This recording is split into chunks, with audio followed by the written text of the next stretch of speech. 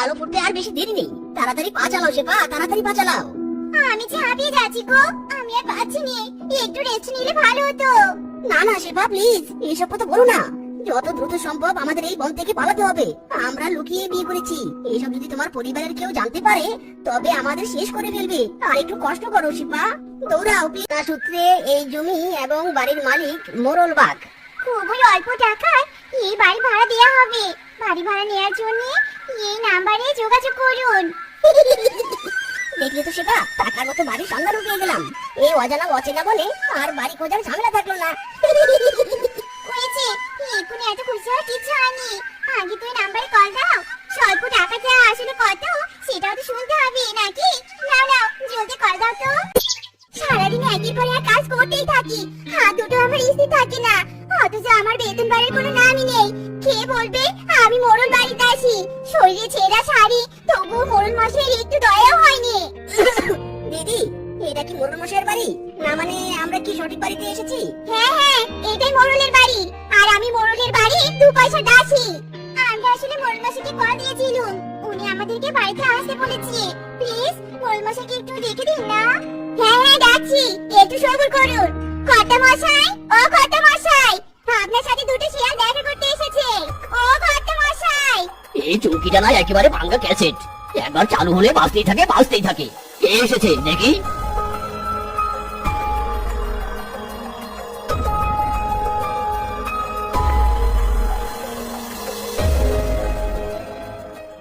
আরে তোমরা, তোমাদেরকে তো ঠিক চিনতে পারলাম না।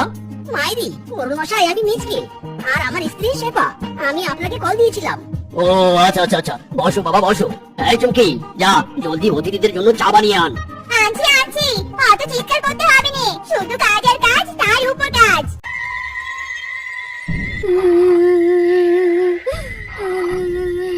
ব্যাপার, মিনসিটা দেখছি ঘুমাচ্ছে আর ঘুমাচ্ছে, কিন্তু কাছে কি? কোথা থেকে কান্নার আওয়াজ আসছে?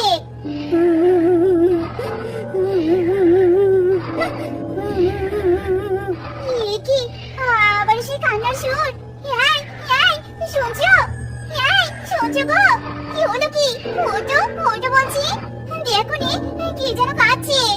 আহা শেফা, হয়তো পাশের কোনো বাড়ি থেকে কান্নার আওয়াজ আসছে। এসব ভেবে রাতের ঘুম নষ্ট করো না তো, ঘুমাও।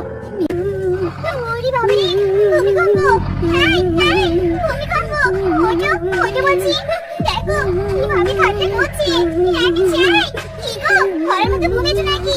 ওটো, এই। আহা বউ, তুমি কি শুরু করেছো বলো তো? রোজ রাতে এভাবে ঘুমের 12টা বাজাচ্ছ কেন? কোথায় ভূমিকম্প? কই? হাত কাঁপছে না তো?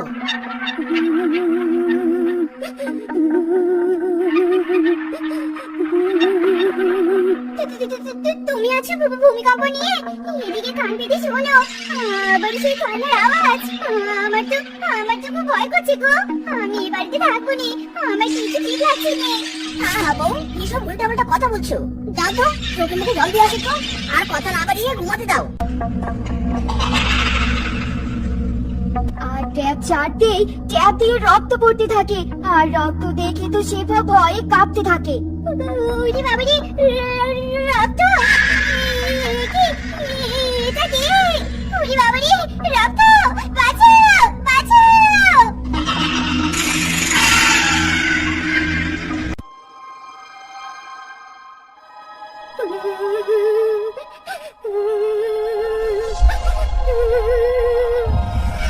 আবারও কান্না? কে কাছে? কে? কেউ নেই বউ, কোথাও কেউ নেই।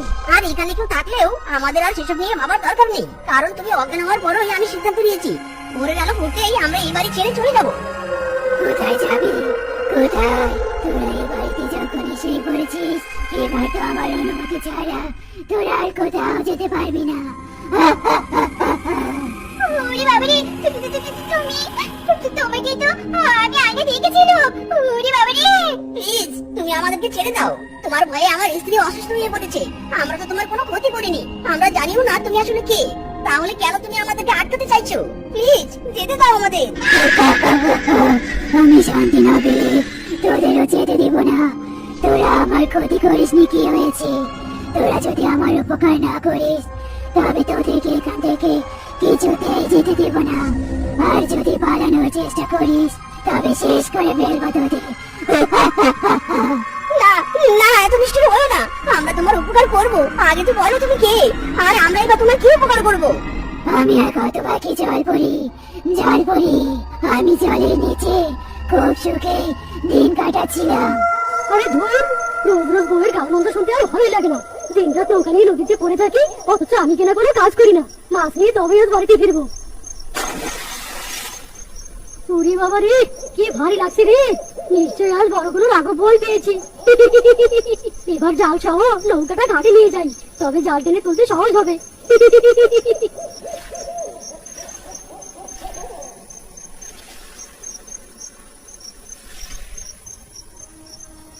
আরে বাস, এ তো দেখি জলপরি।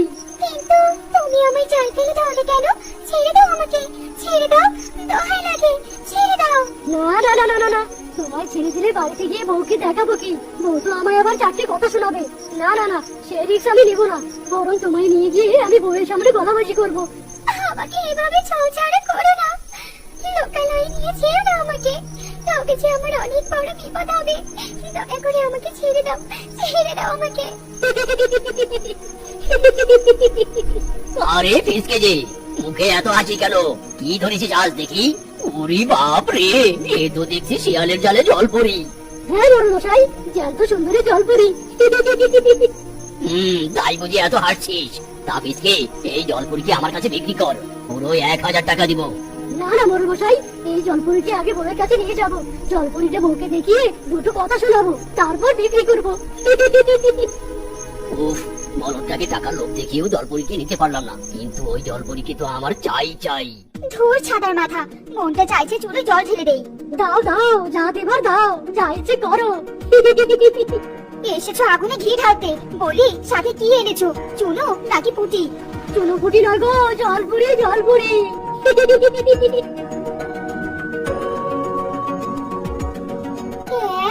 আমাদের কপালে তো লটারি লেগে গেল গো। এ তো শুধু জল পড়ি নয়, হিরের রানী গো রানী। আমি তো এই জলপরিকে নিতে এলাম।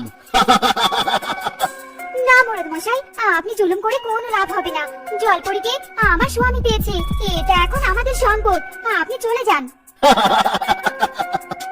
এত তাড়াতাড়ি যাচ্ছি না, জম হয়ে এসেছি তোদের ঘরে। আগে তোদের প্রাণ নিব, তারপর জলপরিকে।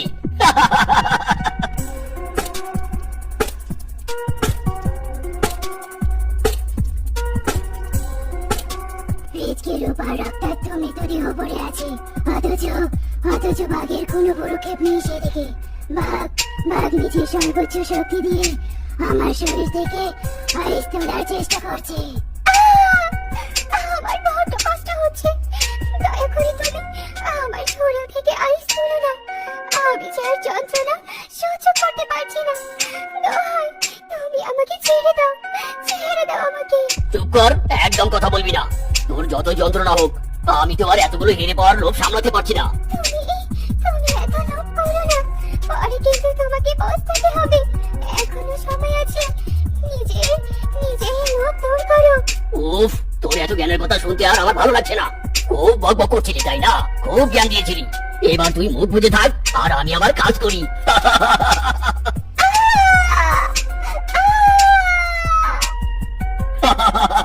এসব হিরে বিক্রি করে আমি অনেক টাকার মালিক হব। আর এদের লাশ গায়েব করে এখানে বড় বাড়ি বানাবো। এভাবে আমাকে কষ্ট দিয়ে বাঘ আমার দেহ থেকে আজ তুলতে থাকে, আর পরিকল্পনা মতো কুড়ে ঘরের জায়গায় বড় বাড়ি বানায়। আর আমার জায়গা হয় সেই বাড়ির বাথরুমে বাথটবে। আর রোজ আমাকে কষ্ট দিয়ে আমার দেহ থেকে আজ তুলে নিয়ে যেতে থাকে। আর একদিন তো বড় কুড়াল নিয়ে আসে আমাকে চূড়ান্ত ভাবে শেষ করে দেওয়ার জন্য।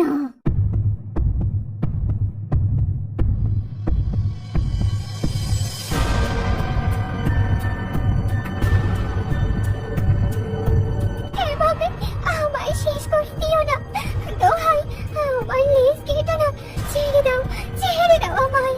চুপ কর, এভাবে একটা একটা করে হিরে নিয়ে আমার আর চলছে না। আজ তোর পুরো লেজটাই নিয়ে যাবো।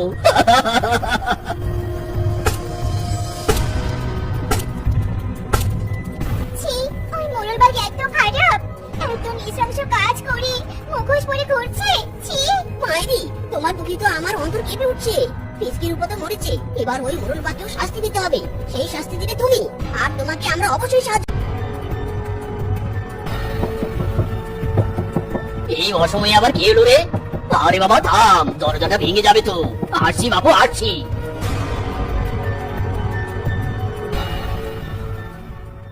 সারপ্রাইজ হ্যাপি বার্থডে মোড়ল মশাই আরে তোমরা তোমরা কি করে জানলে আজ আমার জন্মদিন ছিল? যার দয়ায় বাড়ি ভাড়া পেয়েছি, তার ব্যাপারে খোঁজ রাখবো না তা কি করে হয়?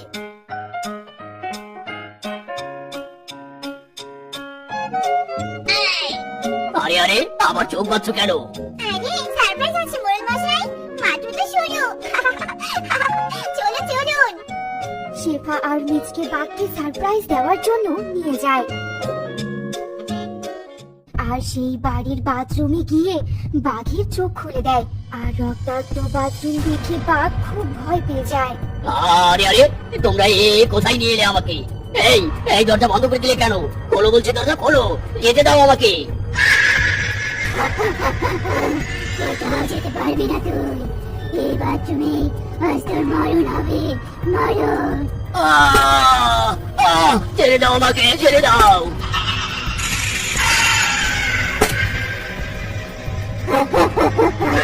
ছাড়া পারবি না তুই এভাবে আজ তোকে কেটে টুকরা টুকরা করে ফেলবো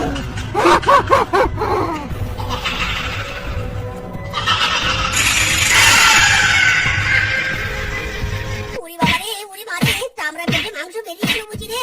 ও কাকু, আর মেরো না গো, আমি আর তোমার বাড়ির ধারের কাছে আসবো না। ছেড়ে দাও গো কাকু, ছেড়ে দাও, ছেড়ে দাও।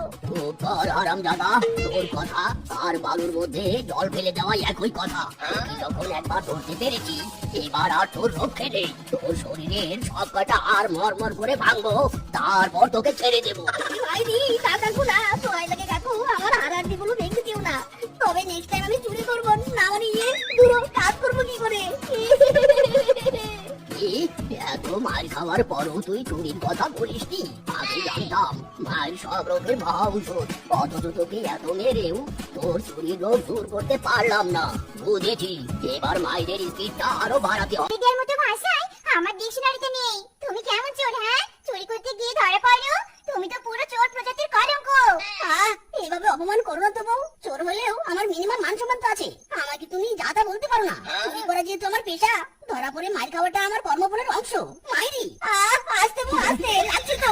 ট্যাগ দিচ্ছ ভালো কথা, একটু আস্তে দাও। উরি বাবা, তোমার মতো ঠাট্টা চোরের সেবা করছি এটাই তো তোমার কপাল আর তুমি আস্তে ধীরে করছো রোজ চুরি করতে গিয়ে ধরা পড়ো আর মার খেয়ে বাড়িতে ফেরো আর রাত জেগে আমাকে তোমার সেবা করতে হয় বলি এবার বরং তুমি চুরিটা ছেড়ে দাও কেমন ইরি মাইরি, এই তুমি কি কথা শোনালে বউ? এমন কথা শোনার আগে আমার মরণ হলো না কেন? আমার পূর্বপুরুষরা বংশগতভাবে চোর ছিল, আর আমি যদি এখন চুরি ছেড়ে দেই, তবে চোরের বংশের ধারা অব্যাহত থাকবে কি করে? দরকার পড়লে আমি শতবার ধরা পড়বো, 1000 বার মার খাবো, লক্ষবার তুমি আমার সেবা করবে, তবু আমি চুরি ছাড়বো না। মাইরি, কি বললি তুমি আমি তোমার সেবা করব ইম্পসিবল আমি তোমার অনেক সেবা করেছি আর নয় নিজের সেবা এখন নিজে করো আর মরণ, এদিকে গোসল করানো শেষ হলো, ওদিকে আমার একটা পটি করে ভাসালো। বউ দুটো দিন বাপের বাড়িতে গেছে, আর তাতে আমি কাজের কাজ করতে গিয়ে হাঁপিয়ে উঠেছি।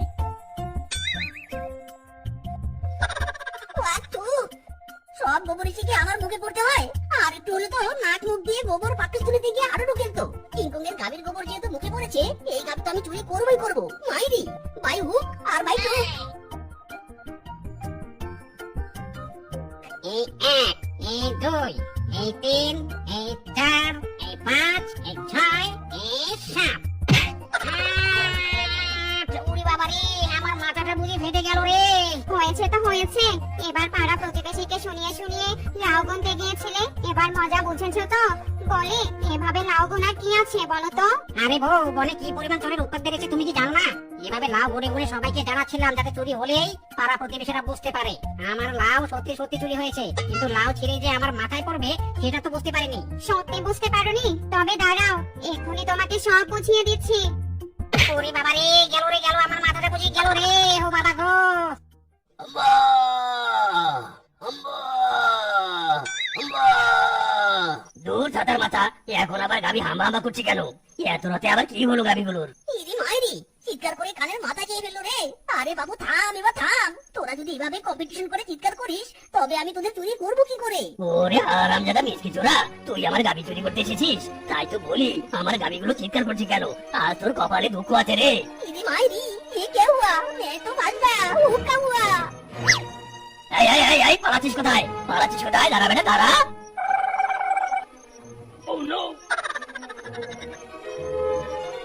ইদি মাইরি, ও আমাকে ছেড়ে দাও গো।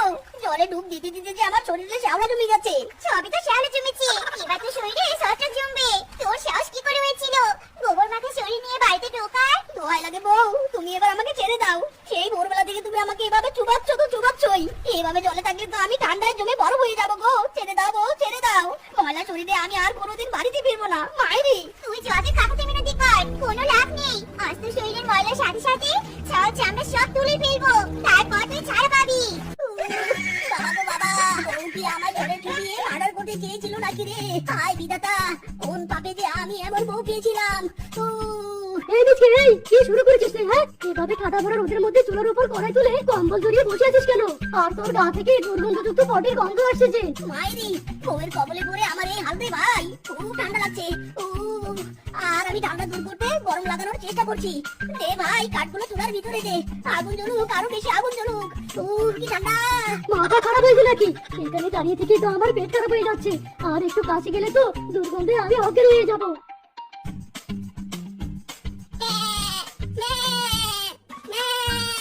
ইরি মাইরি, কি নাদুস নুদুস কিউট ছাগল গো বাপু। এই ছাগলটা যদি কোনোভাবে চুরি করতে পারি তবে বেশ কিছু টাকা বিক্রি করতে পারবো। ইরি মাইরি, এটা কি হলো? ছাগলটাকে আমি চুরি করতে চাইলাম বললে ছাগলটা অভিমান করে পৃথিবীর মায়া ত্যাগ করলো নাকি? না, আমার তো মনে হচ্ছে ছাগলটা জীবিতই আছে। তবে কি ছাগলটা অজ্ঞান হয়ে গেল? অজ্ঞান হওয়ারই তো কথা। তোর শরীরের দুর্গন্ধে তো আমারই পেট ফুলে যাচ্ছে। আমি শিওর আমার ছাগল চুরি করতে এসেছিস।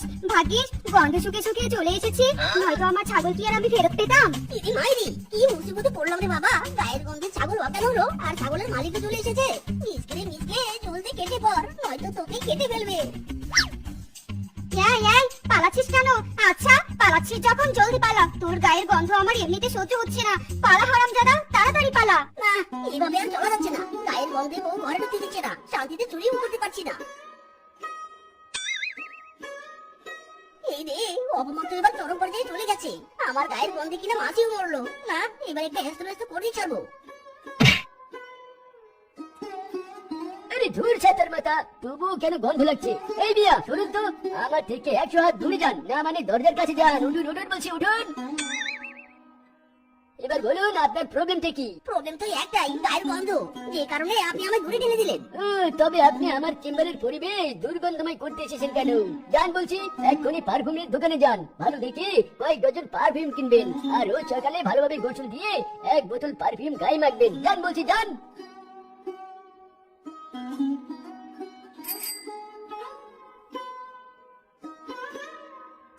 এই কুত্তামারা গন্ধ কোথা থেকে এলো রে? ও, আপনি আসল কারণ। সরুন সরুন, এখনই সরুন। সরুন আপনি, আমি পারফিউম দিচ্ছি, সব রকম প্রাইজের পারফিউম আছে। আরে বাস, আপনি কি করে জানলেন আমি পারফিউম কিনতে এসেছি? গায়ে এক গাদা ইঁদুর মারা গন্ধ নিয়ে কি কেউ লিপস্টিক কিনতে আসে? গায়ে গন্ধ হলে পারফিউমই কেনে সবাই। দাঁড়ান দিচ্ছি পারফিউম, এই নিন। এটা 300 আর এটা 400 টাকা। মানে মাইরি, কয়েকদিন থেকে তো চুরির ব্যবসায় লাল বাতি চলেছি। এত টাকা দিয়ে পারফিউম কিনবো কি করে? না মানে দাদা, 10-20 টাকায় কোনো পারফিউম হবে? 10-20 টাকায় পারফিউমের খালি কৌটাও পাবেন না। দাঁড়ান, আমার কাছে একটা ডেটেক্সের পারফিউম আছে, এটাই ফ্রিতে নিয়ে যান। ধন্যবাদ দাদা। যাক বাবা, পারফিউম ডান। বাট কিন্তু বাংলামার তরমুজ খেতে দেখি তো আর লোক মানছেই না। যাই আগে একটা তরমুজ টেস্ট করে আসি। এই ও বাহুবলি, ইনি মাইরি। শয়তান শিয়াল, এত বড় সাহস! তরমুজ চুরি করতে ধরা পড়লো শিয়াল, আর শিয়ালের রক্ষে রাখবো না। পাগলির গন্ধ ছড়াচ্ছিল, তাই তো সহজে আসতে পারলাম। এ কে হুয়া? পারফিউম থেকে কি গায়েব